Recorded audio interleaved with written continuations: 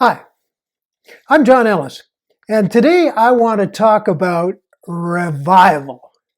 A friend of mine told me about his experience during COVID at church lately. And he'd been attending church, but it took 7 out of 10 spots to videotape the service for the internet. So his wife cautioned him that he might be being a bit greedy taking 2 of those spots every week. So he told me that he really missed seeing other members of the congregation. And he felt led to start a service for other people like himself. So he went to the leader and to another leader, and finally someone gave him permission to hold the services. He wouldn't take no for an answer because he knew that someday he would stand on the judgment seat of Christ all by himself. And so he kept going until he got permission. And he wanted to follow the format from Pentecost where 3,000 people were saved. Acts 2 verse 42 says, "They devoted themselves to the apostles' teaching and to fellowship and to the breaking of bread and to prayer." And he knew that the apostles' teaching was the gospel and was going to open every single Bible lesson with the gospel.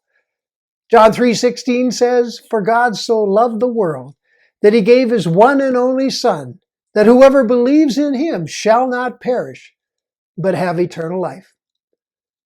Peter had preached the gospel just before the 3,000 were saved at Pentecost. This man's formula was going to model Peter. His format was really simple. Start with fellowship. Says people are really missing each other because of the quarantine. And next, he would read John 3:16, followed by a short interactive Bible study where people could relate the topic to their own lives. And the next step would be prayer and finally communion. So he announced a service for Friday night and another for Saturday. And he was committed to obedience, leaving the rest up to God. And he arranged the room for social distancing, had everybody separated very safely, and followed all the protocols and kept to a service of 10. And I was so proud of him. And so proud that I was really interested to seeing it in action. So on Saturday, I found him in the church, all by himself. He had a little tape player for the opening hymn and a Bible lesson prepared. And he was giving his teaching just as if 10 people were there, knowing that only Jesus had come. And my heart was broken, that the family of God had forsaken the gathering. And I asked him, how many people attended Friday night? And he answered, none other than himself. So I sat there while he finished his teaching from Hebrews 10. Hebrews 10:23 to 25 says, "Let us hold unswervingly to the hope we profess, for he who promised is faithful. And let us consider how we may spur one another on toward love and good deeds, not giving up meeting together, as some are in the habit of doing, but encouraging one another. And all the more as you see the day, in capital letters, day, approaching." And he taught how we need each other to spur each other on to love and good deeds. And during the pandemic, everyone needs someone to love them. A phone call, a shoveled driveway, a meal, or a card will lift the spirits of someone who's quarantined.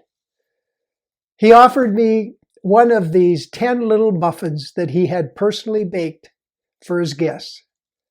And I felt so blessed that I stayed for 2 hours and I didn't want to leave. I didn't want to leave because I had just spent 2 hours with a saint and Jesus. And when I got home, I thought about the man's faith and his little muffins. And I started to weep, tears rolling down my face, as I saw the reality of what COVID had done to the church. If people only knew the joy I felt spending time with the family of God and Jesus. If they only knew the joy I felt tying the Bible to my own life. If they only knew the power of corporate prayer. Remember, Pentecost happened when 120 people were praying together in unity. And if they only knew the joy of doing things God's way and getting God's result. This man followed God's way and will get God's results. In fact, he already has.